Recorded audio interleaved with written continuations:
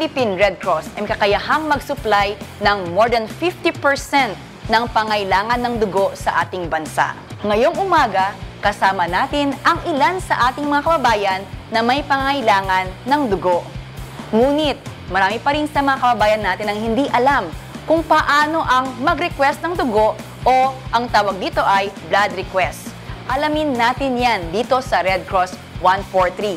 Ako po, si Red Cross Secretary General Gwen Pang, always first, always ready, always there. Maraming isinasaalang-alang kapag kailangan ng dugo o yung tinatawag na blood requesting. Isa na nga dyan ang compatibility ng dugo ng pasyente o yung nangangailangan. Para ipaliwanag sa atin ang lahat ng iyan, ating pakinggan si Dr. Mayumi Giliana, Manager ng Philippine Red Cross National Blood Center. Kami po sa Philippine Red Cross ay lubos na inanayahan ang sambayan ng Pilipino upang tumugon sa pangangailangan ng ating mga kababayan sa pamamagitan ng pag-donate ng dugo.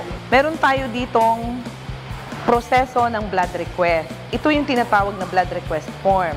Ang proseso ng pagbibigay ng request ay ito ay inaabot at tinatanggap ng ating reception at ito ay hahanapan ng katumbas ng dugo na type specific. Sinusuri ng ating nurse ang bawat nakasulat sa blood request form.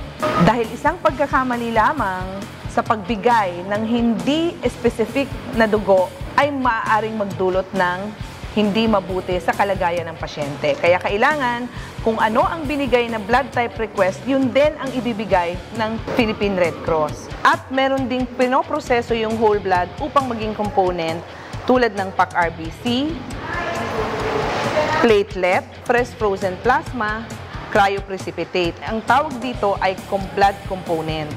Kapag mayroong pangangailangan ng dugo, wala pa tayong pwedeng i-substitute sa human blood. Kaya't makilahok na sa pagligtas ng buhay. Maging isang volunteer blood donor. Sali na sa Red Cross 143.